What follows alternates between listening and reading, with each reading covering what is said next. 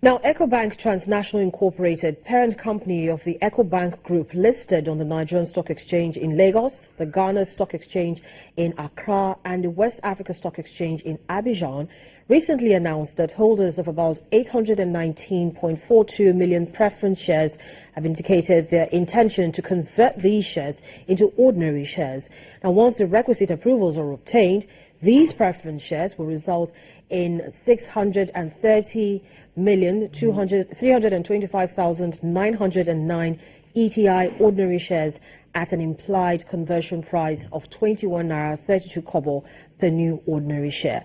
And Qatar National Bank, one of ETI's major shareholders with about 732.27 million preference shares, was among the holders that exercised their conversion option. Now, upon conversion, total ETI shares will increase to over 24.73 billion ordinary shares.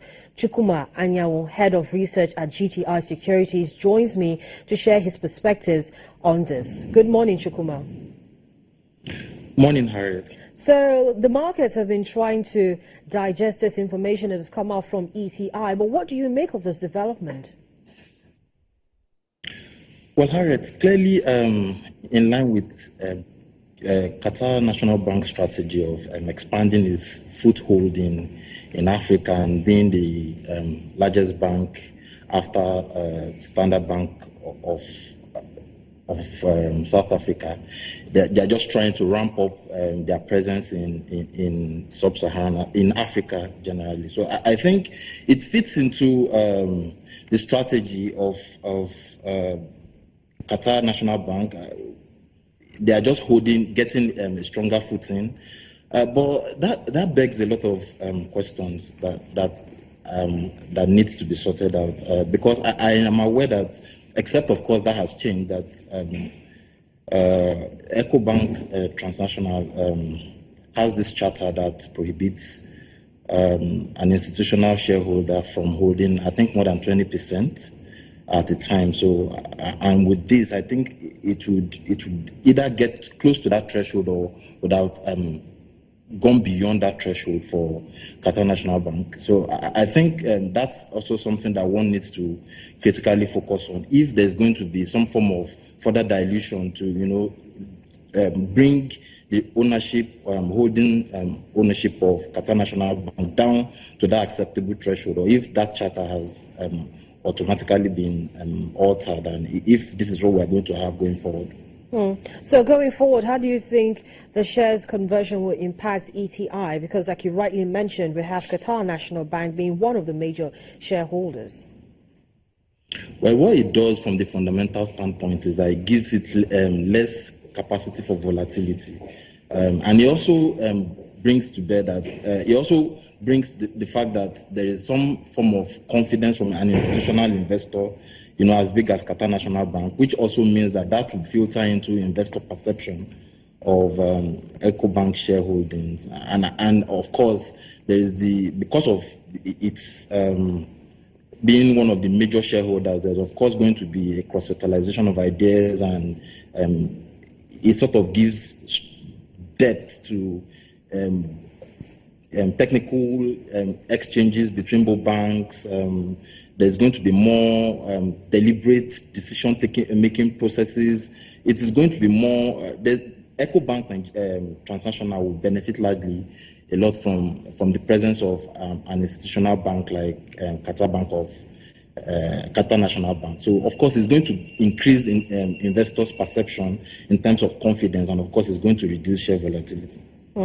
But then, will it have any impact on dividend payouts? Outside of the technical, a lot of shareholders will be wondering if this is going to impact in any way on their payouts, dividend. Of course, in the short term, the major fear is you're looking at if income that will only majorly for me be a problem if the company doesn't increase its income. But if with what I've pointed out, if there is going to be efficiency in terms of their business operations, it means income is going to grow. It means that the company will be exposed to a lot more opportunities, because if you look at it on one side alone, in terms of that's weighing down on income and, of course, dividend payouts. We are now also looking at it from the point of view that it opens it to new markets, it opens it to better efficiency, which also automatically filters into bottom line profitability. So it can only be a problem for me going forward if the opportunities open to ETI doesn't translate to better improvement in income, in gross earnings, and eventual profitability, which for me will also translate to a stronger dividend payout. This company is listed on 3 stock exchanges. It's listed on the Nigeria Stock Exchange in Lagos, the Ghana Stock Exchange in Accra, and the West Africa Stock Exchange in Abidjan. Do you think this development is going to affect either positively or negatively how this stock is traded on the various exchanges? Well, nothing dramatic is really going to happen, because the truth is there was always that outside option for the conversion in any case. So what they just did now was exercise it. So I'm not sure much will change beyond what I've really pointed out. A lot of the issues that would have been associated with the various exchanges would have already been factored in even before the preference shares were issued in the first place. So I don't think anything dramatic as far as listing positions in the respective exchanges, beyond the normal risk that they're exposed to, of course. I don't think anything changes that much. But the way the stock is trading right now, are you comfortable with it? Do you have a positive sentiment towards this particular equity? Do you think it's worth a buy, a hold, or a sell?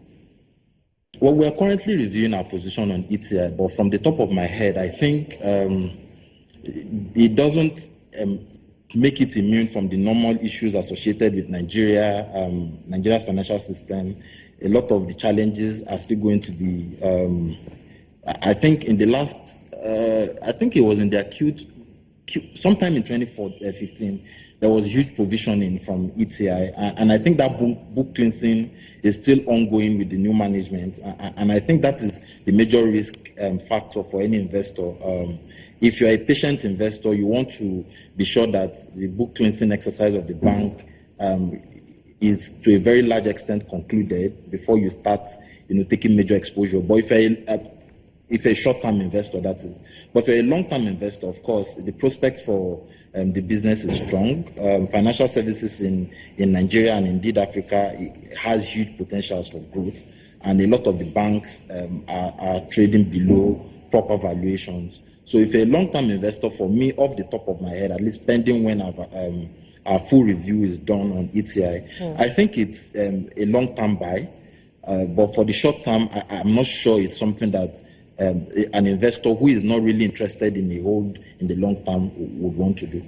Chukwuma Anyanwu, Head of Research at GTI Securities, thank you so much for giving us your perspectives this morning on the program. Business Morning will continue after now. Stay with us.